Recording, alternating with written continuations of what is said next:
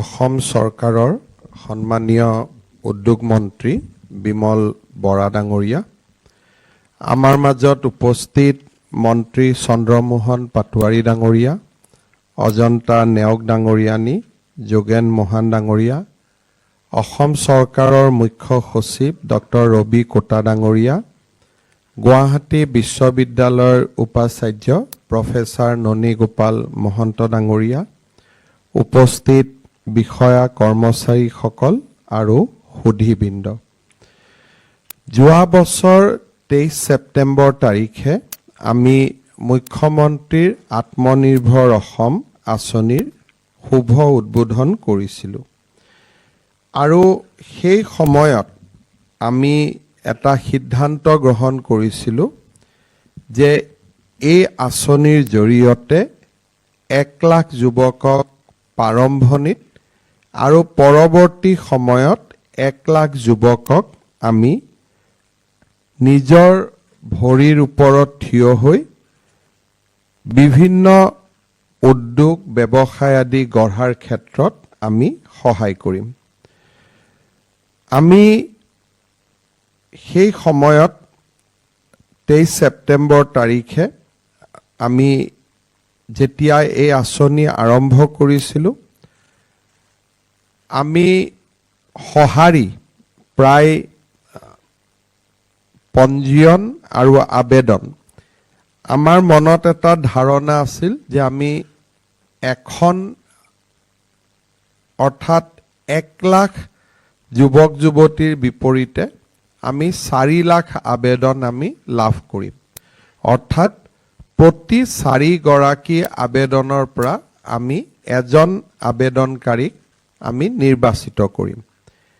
কিন্তু সেই সময়ত আমি প্ৰায় 1,10,000 আবেদন আমি পাইছিলোঁ আৰু তাৰ পৰিপ্ৰেক্ষিতত আমি সিদ্ধান্ত লৈছিলোঁ যে প্ৰথম পৰ্যায়ত আমি 25,000 আবেদনকাৰীক আমি এই আঁচনিৰ সুবিধা আগবঢ়াই দিম। আঁচনিখনৰ জনপ্ৰিয়তা আৰু আঁচনিখনৰ বিষয়ে যুৱক যুৱতীৰ মাজত ধাৰণা স্পষ্ট হ'লে পৰৱৰ্তী পৰ্যায়ত আমি আকাংক্ষিত আবেদন পত্ৰ লাভ কৰিবলৈ সক্ষম হ'ম। সেই ধৰণে যোৱা এটা বছৰ বিভিন্ন পৰ্যায়ত আমি বিভিন্ন ধৰণে নিৰ্বাচন কৰাৰ পিছত যোৱা 30 ছেপ্টেম্বৰ তাৰিখে আমি 25,238 গৰাকী নিৰ্বাচিত উদ্যোগীক আৰ্থিক সাহায্যৰ প্ৰথম কিস্তি 75,000 টকা আগবঢ়াওঁ।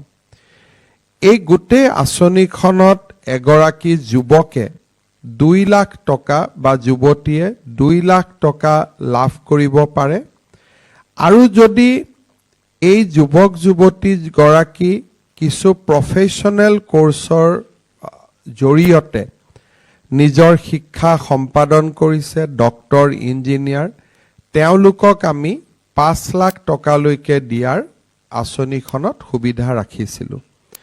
অৰ্থাৎ এই আঁচনিখনত 2টা পৰ্যায় আছিলে, সাধাৰণ গ্ৰেজুৱেটৰ বাবে 2 লাখ আৰু ডক্টৰ, ইঞ্জিনিয়াৰ, এগ্ৰিকালচাৰ, ভেটেনাৰী এই যিসকল গ্ৰেজুৱেটছ হয় তেখেতসকলক আমি 5 লাখ টকা পৰ্যন্ত সহায় আমি আগবঢ়াম। ইয়াৰ পিছত আমি আঁচনিখনক যোৱা 30 ছেপ্টেম্বৰ তাৰিখে আমি 75,000 টকা প্ৰথম 25,238 গৰাকী নিৰ্বাচিত যুৱক যুৱতীক আমি আগবঢ়াওঁ। অহা 10 বা 11 নৱেম্বৰ তাৰিখে তেওঁলোকক আমি আৰু 25,000 টকা তেওঁলোকৰ বেংকলৈ আমি প্ৰেৰণ কৰিম। অৰ্থাৎ এই সময়ছোৱাৰ মাজত 75,000 টকা আৰু 25,000 টকা এই সময়ছোৱাৰ মাজত তেওঁলোকে 3 দিনীয়া প্ৰশিক্ষণ এটা সমাপন কৰিব লাগিব। যিসকলে প্ৰশিক্ষণ সমাপন কৰিব তেওঁলোকক আমি অহা 10 বা 11 নৱেম্বৰ তাৰিখে আৰু 25,000 টকা আমি তেওঁলোকৰ বেংকৰ একাউণ্টলৈ প্ৰেৰণ কৰিম। তাৰ পিছত আমি যুৱক যুৱতী গৰাকীক আমি ৱাটচ কৰিম, আমি তেওঁলোকক লক্ষ্য কৰিম আৰু তেওঁলোকে যদি প্ৰথম 1 লাখ টকাটোৰ সৎব্যৱহাৰ কৰিছে তেতিয়াহ'লে আমি এটা বছৰ পিছত তেওঁলোকক পৰৱৰ্তী 1 লাখ টকা আমি আগবঢ়াম। এই গোটেই আঁচনিখনৰ আন এটা দিশ হ'ল যে 1 লাখ টকা বা 2.5 লাখ টকা যিটো তেওঁলোকে প্ৰথম ধন পাব এইটো তেওঁলোকে উভতাই দিব নালাগে। অৰ্থাৎ প্ৰথম যিটো সিড মানি তেওঁলোকে পালে ইয়াক তেওঁলোকে উভতাই দিব নালাগে। পিছত যিটো 1 লাখ বা 2.5 লাখ টকা তেওঁলোকে পাব তাত 3 বছৰৰ মৰেটৰিয়ামৰ পিছত, অৰ্থাৎ প্ৰথম 3 বছৰ আমাক একো ঘূৰাই দিব নালাগে, প্ৰথম 3 বছৰৰ মৰেটৰিয়ামৰ পিছত মাহত 1667 টকা, যিসকলে 2 লাখ টকাৰ হিতাধিকাৰী আৰু যিসকল 5 লাখ টকাৰ হিতাধিকাৰী তেওঁলোকে 4,167 টকা আমাক উভতাই দিব লাগিব। আৰু এই উভতাই দিয়া পৰ্বটো তেতিয়ালৈকে চলিব যেতিয়ালৈকে পৰৱৰ্তী 1 লাখ বা পৰৱৰ্তী 2.5 লাখ টকাটো চৰকাৰক উভতাই নিদিয়ে। আৰু আমি যিটো মান্থলি ইনষ্টলমেণ্ট ঠিক কৰিছোঁ ই যদি আমাক নিয়মীয়াকৈ মাহত দিয়ে টকাখিনি আমাক উভতাই দিবলৈ 5 বছৰ লাগিব আৰু চৰকাৰে এই প্ৰক্ৰিয়াটোত কোনো ধৰণৰ ইণ্টাৰেষ্ট নল'ব। অৰ্থাৎ যিটো টকা দিছিলোঁ আমাক উভতাই দিলে হ'ল, আমি তাত কোনো ধৰণৰ সুদ আমি নলওঁ, তেনেকুৱা ধৰণে এই কিস্তিটো আমি প্ৰস্তুত কৰিছিলোঁ। এতিয়া 25,000 আমাৰ 238 গৰাকী যুৱকক আমি আঁচনিটোত নিৰ্বাচিত কৰাৰ পিছত এতিয়া আমি ইয়াৰ দ্বিতীয় পৰ্যায়লৈ আজিৰ পৰা আমি আগবাঢ়িব বিচাৰিছোঁ। এইবাৰ আমাৰ লক্ষ্য হ'ব যে দ্বিতীয় পৰ্যায়ত আৰু 75,000 যুৱক যুৱতীক নিৰ্বাচিত কৰা। আজি আমি যিটো পৰ্টেল মুকলি কৰিছোঁ এই পৰ্টেলত সাধাৰণ শ্ৰেণীৰ ল'ৰা ছোৱালীয়ে 200 টকা, ST, SC আৰু OBCয়ে 100 টকাৰে তেওঁলোকে নিজৰ নাম পঞ্জীয়ন কৰিব পাৰিব। পঞ্জীয়নৰ পিছত আবেদন পত্ৰ হ'ব য'ত নেকি তেওঁলোকে কি কৰিব খুজিছে। পঞ্জীয়ন কৰা অৱস্থাত তেওঁলোকে বিশেষ তথ্য দিব নালাগে, কিন্তু আবেদন কৰাৰ সময়ত তেওঁলোকে আমাক তেওঁলোকৰ টকা পইচাখিনি কেনেকৈ খৰচ কৰিব খুজিব তাৰ এক বিশদ তথ্য আমাক দিব লাগিব আৰু সেইটোকে আমি এপ্লিকেশ্যন ষ্টেজ বুলি আমি ক'ব খুজিছোঁ। এই গোটেই 75,000 যুৱক যুৱতীক আমি চেষ্টা কৰিম যাতে অসমৰ 126টা সমষ্টিৰ পৰাই সমানুপাতিকভাৱে নিৰ্বাচিত হয়। সমানুপাতিক শব্দটো এইকাৰণে ব্যৱহাৰ কৰিছোঁ, প্ৰতিটো সমষ্টিতে একেধৰণৰ ভোটাৰ নাথাকে, গতিকে ভোটাৰৰ ভিন্নতাৰ লগত লক্ষ্য ৰাখি আমি সমানুপাতিক নিৰ্বাচনৰ বাবে আমি চেষ্টা কৰিম যাতে গোটেই অসমতে উদ্যোগীকৰণৰ পৰিৱেশ এটা নিৰ্মাণ হ'ব পাৰে। যোৱা বছৰ আমাৰ যিটো বয়স আমি নিৰ্ধাৰণ কৰিছিলোঁ এই বয়সটো আছিলে 28 বছৰৰ পৰা 40 বছৰ। ST, SC, OBCৰ ক্ষেত্ৰত আমি 28ৰ পৰা 42 বছৰ আমি বয়সৰ সীমা ৰাখিছিলোঁ।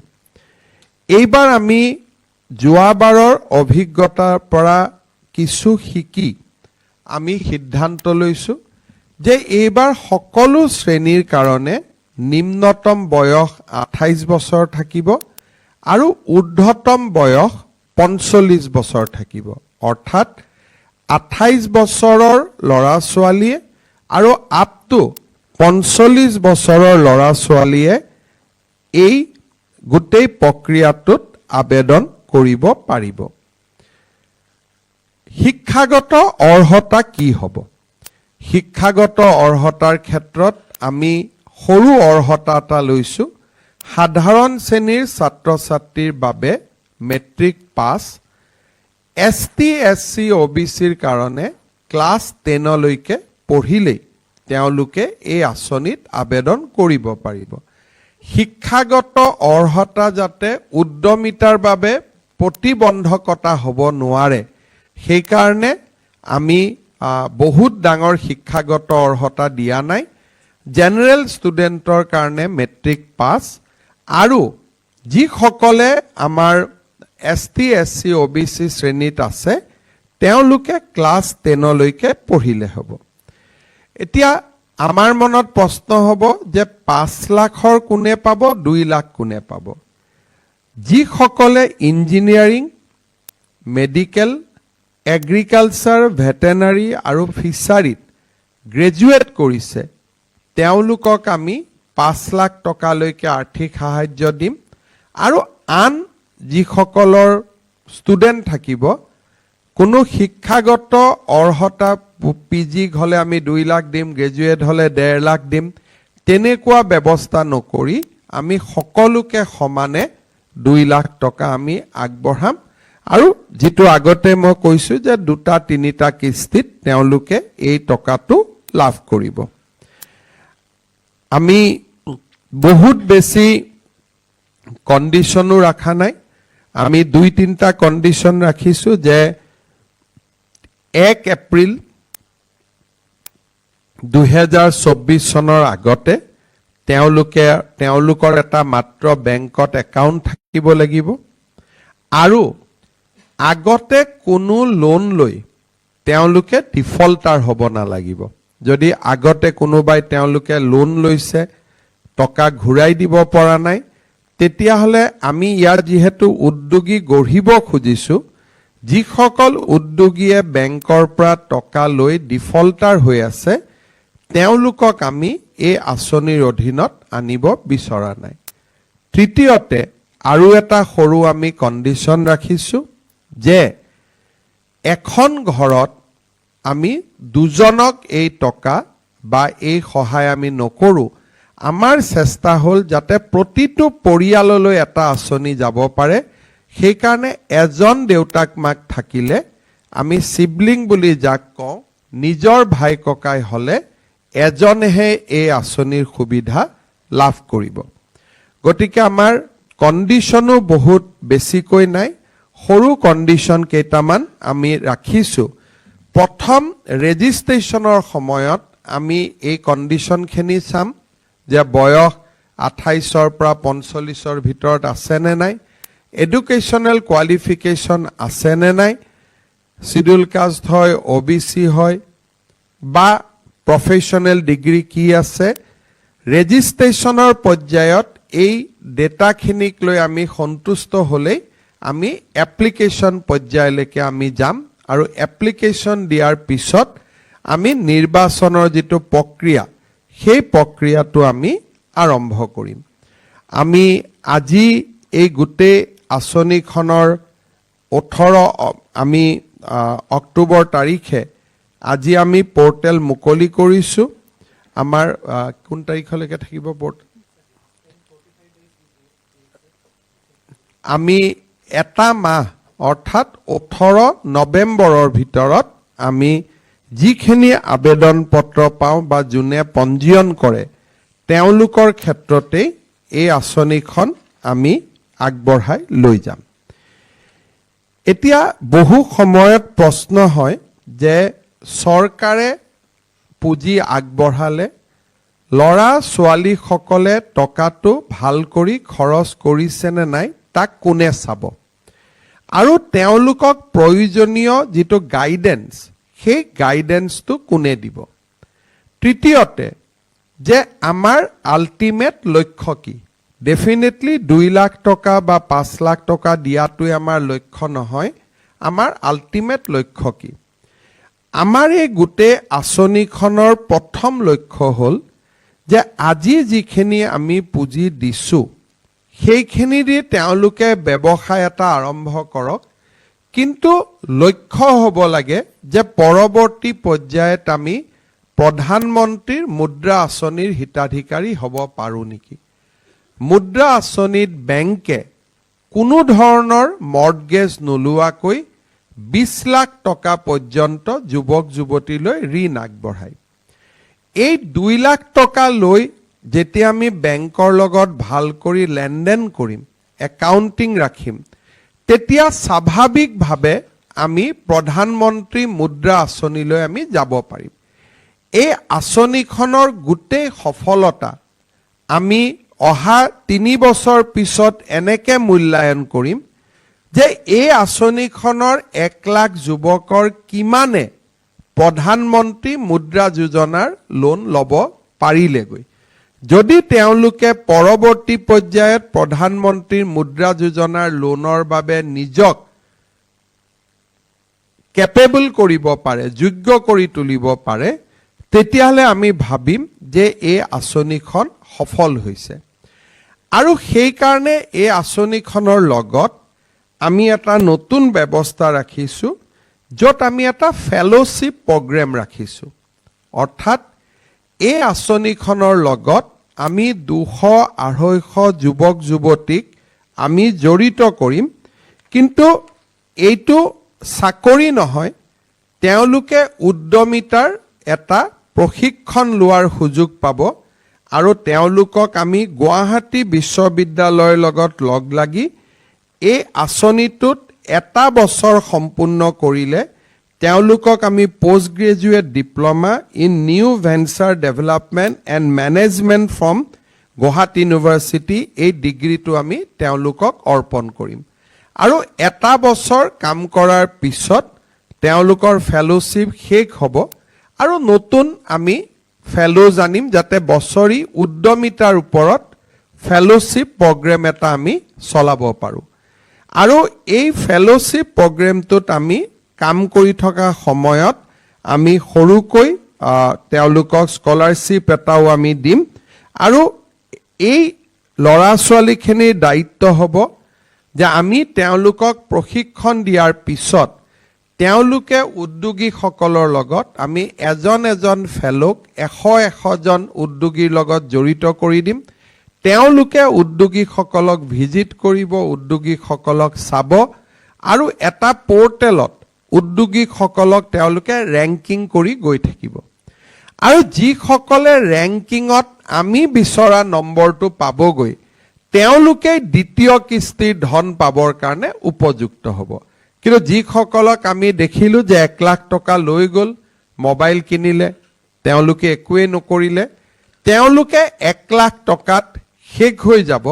কিন্তু যিসকলক আমি কণ্টিনিউৱাছলি মনিটৰিং কৰিলোঁ, 1 লাখ টকা লৈ তেওঁলোকে নিজক উদ্যমী কৰি তুলিছে, ফেলোশ্বিপ পোৱা আমাৰ স্কলাৰসকল তেওঁলোকৰ তাত গৈছে, আলোচনা কৰিছে, তেওঁলোকক আগবাঢ়ি যোৱাৰ এটা প্ৰৱণতা দেখিছে, ৰেগুলাৰলি আমাৰ ইণ্টাৰেকশ্যনবিলাকত আহিছে।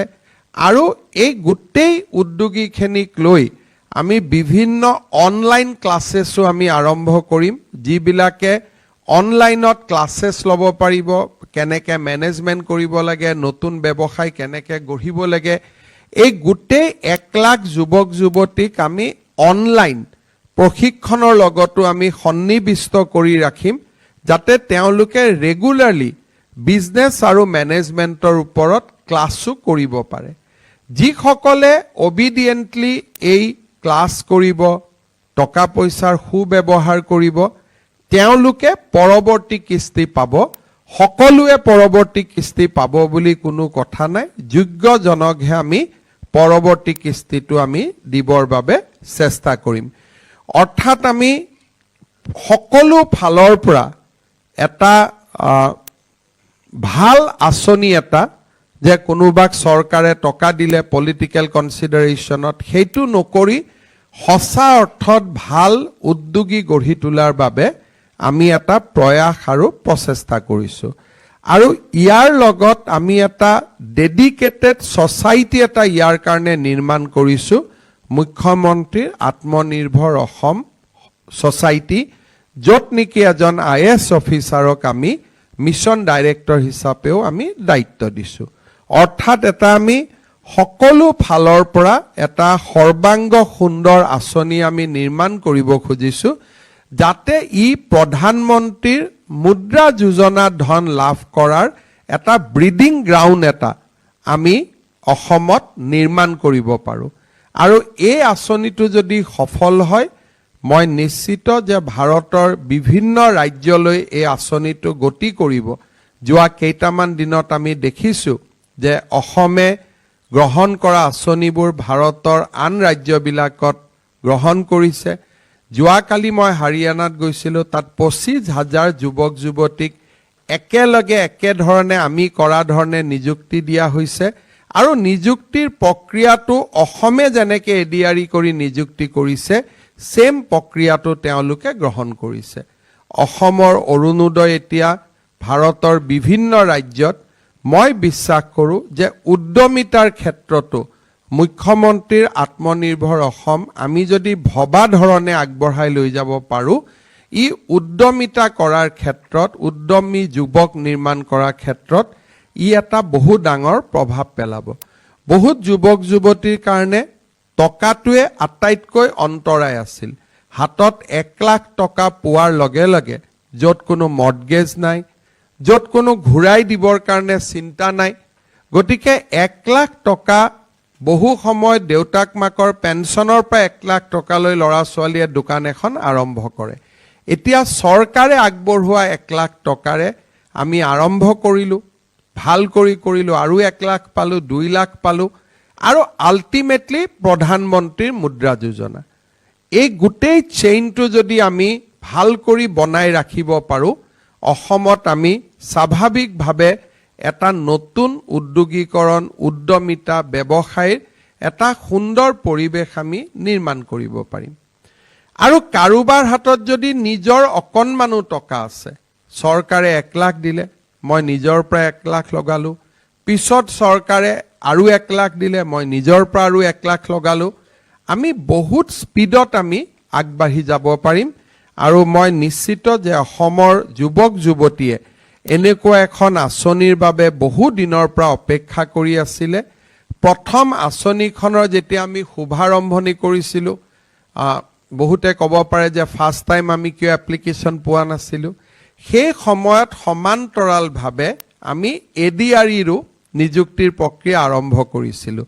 ল'ৰা ছোৱালীৰ মনত সন্দেহ আছিলে যে এই আঁচনিখনত আবেদন কৰিলে আমি চাকৰি নাপাম বুলি, কিন্তু আমি সিদিনাখন মিটিঙতো আমি বুজাই দিছোঁ যে যদি আমি চাকৰি পাওঁ, চাকৰি কৰাত আমাৰ কোনো আপত্তি নাই, খালি টকাখিনি চৰকাৰক উভতাই দিব লাগিব, তাৰ পিছত আমি চাকৰিত যোগদান কৰিব পাৰিম। সেইকাৰণে চাকৰি, এই আঁচনিখনৰ টকা ল'লে চাকৰি নোপোৱা নহয়, সৰু কথা এটা যে চাকৰিত জইন কৰিলে আমি চৰকাৰৰ টকাটো উভতাই দি আমি যোগদান কৰিম। এইটোহে মাত্ৰ আমাৰ সৰু চৰ্ত এটা আছে, আৰু তাত আমি চাকৰি নাপাওঁ বুলি তাত কোনো কথা নাই। আমি নিশ্চিতভাৱে চৰকাৰী চাকৰিৰ বাবেও আমি আবেদন কৰি থাকিব পাৰিম।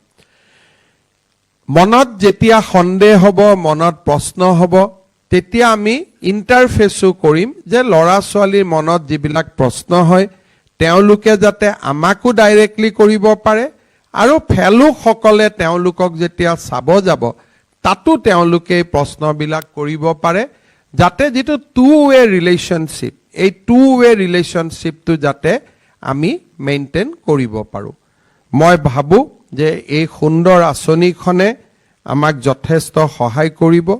প্ৰথম পৰ্যায়ত এই আঁচনিখনৰ বাবে ৰাজ্য চৰকাৰে আমাৰ গোটেই ব্যৱস্থাটোত প্ৰায় 1100 কোটি টকা আমি খৰচ কৰিম, আৰু দ্বিতীয় পৰ্যায়ত আমি আজিও নাজানো যে আমাক কিমান টকা দ্বিতীয় পৰ্যায়ত লাগিব, কাৰণ কিমান ছাকচেছ হয় তাৰ ওপৰতে আমাৰ দ্বিতীয় পৰ্যায়ৰ খৰচটো নিৰ্ভৰ কৰিব। যদি 1 লাখৰ 1 লাখজনেই ছাকচেছ হয়, সঁচাকৈয়ে আৰু 1000 কোটি টকা মুকলি কৰি দি আমি আনন্দ লাভ কৰিম, কাৰণ সফলতা যদি সকলোৱে ভাল কাম কৰিছে টকা দি পেলাই আমাৰ আনন্দ লাগিব, কিন্তু যদি কম ল'ৰা ছোৱালীক দিব লাগে তেতিয়া আমাৰ মনটো বেয়া লাগিব যে বহুতে 1 লাখ টকাটো ৱেষ্টেজ কৰিলে। গতিকে মই মনত আশা কৰিছোঁ যে 90% যুৱক যুৱতীও যদি সফল হয়, 90% যুৱক যুৱতীও যদি দ্বিতীয় কিস্তিৰ বাবে নিজক প্ৰস্তুত কৰিব পাৰে, ই এটা অসমৰ উদ্যোগীকৰণৰ বাবে বা ব্যৱসায়খনত আগুৱাই যোৱাৰ বাবে উদ্যমিতাৰ বাবে ই এটা ডাঙৰ সহায় হ'ব। শেষত কি কৰিব লাগিব তাক আমি পৰামৰ্শ দিয়া নাই। কোনোবাই অটো এখন কিনক, কোনোবাই ই ৰিক্সা কিনক, কোনোবাই যি কৰক, আমি আঁচনিখনত কোনোবাই ফিচাৰী খোলক, কোনোবাই হৰ্টিকালচাৰ খোলক, যি কৰক, আমি মাত্ৰ বিচাৰিছোঁ যে কিবা এটা প্ৰডাক্টিভ কামৰ লগত এই যুৱক যুৱতীসকলে নিজক জড়িত কৰক। শেষত মই দুটা কথাৰে সামৰণি মাৰিছোঁ। 18 অক্টোবৰত আমি আঁচনিখন মুকলি কৰিছোঁ। 18 নৱেম্বৰত আবেদনৰ সময় শেষ হ'ব। 28 বছৰৰ পৰা 45 বছৰ, জেনেৰেল ষ্টুডেণ্টৰ কাৰণে মেট্ৰিক পাছ, ST SC OBCৰ কাৰণে তেনেকুৱা ক্লাছ 10লৈকে তেওঁলোকে পঢ়িলে হ'ব। শেষত এটা কথা মই কৈ সামৰণি মাৰিম। অসমত 5টা সমষ্টিত উপ নিৰ্বাচন ঘোষণা কৰা হৈছে। স্বাভাৱিকভাৱে যিহেতু 20 নৱেম্বৰলৈকে মডেল কোড অফ কণ্ডাক্ট থাকিব, সেইকাৰণে কাছাৰ, বিশ্বনাথ, চিৰাং আৰু আমাৰ বঙাইগাঁও আৰু কলিয়াবৰ, নগাঁও, এই 5খন জিলাৰ আবেদন এতিয়া নহ'ব। তেওঁলোকক আমি পৰ্টেলটো নিৰ্বাচনী আয়োগৰ নিয়মৰ কাৰণে আমি মুকলি কৰি দিব পৰা নাই। আমি তেওঁলোকে পঞ্জীয়নলৈকে কৰিব পাৰিব, কোনো আপত্তি নাই, কিন্তু এপ্লিকেশ্যন আমি যিসকলে পঞ্জীয়ন কৰিব তেওঁলোকক আমি এপ্লিকেশ্যন 21 নৱেম্বৰৰ পৰা তেওঁলোকক আমি সময়সীমা লৈ ল'ম। পঞ্জীয়নটো কৰাত বাধা নাথাকে, কিন্তু আবেদনলৈকে আমি তেওঁলোকৰ ক্ষেত্ৰত নাযাওঁ। আমি নিৰ্বাচনী আয়োগৰ পৰামৰ্শ মতে মডেল কোড অফ কণ্ডাক্ট যেতিয়া সেই জিলাকেইখনত প্ৰত্যাহাৰ হ'ব, তেতিয়াহে এই 5খন জিলাত এই আঁচনিটো আমি সম্প্ৰসাৰণ কৰিম। অৰ্থাৎ তেওঁলোকে 20 নৱেম্বৰলৈকে অপেক্ষা কৰিব লাগিব। আৰু তেওঁলোকৰ কাৰণে আমি সুকীয়াকৈ পিছত এটা মাহ সময় আমি দি দিম, যাতে এই 5খন জিলাৰ যুৱক যুৱতী কোনো ধৰণে ক্ষতিগ্ৰস্ত হ'ব নালাগে। পুনৰ এবাৰ সকলোকে ধন্যবাদ জনাই এই আঁচনিখন যাতে সফল হয় তাৰ কামনা কৰি মই মোৰ বক্তব্যৰ সামৰণি মাৰিছোঁ। জয় হিন্দ।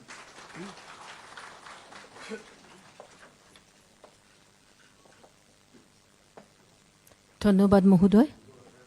আপোনাৰ সুদূৰ প্ৰসাৰী চিন্তাধাৰাৰ বাবে অসমত এক সুস্থিৰ উদ্যোগমুখী পৰিৱেশ গঢ়ি উঠিছে।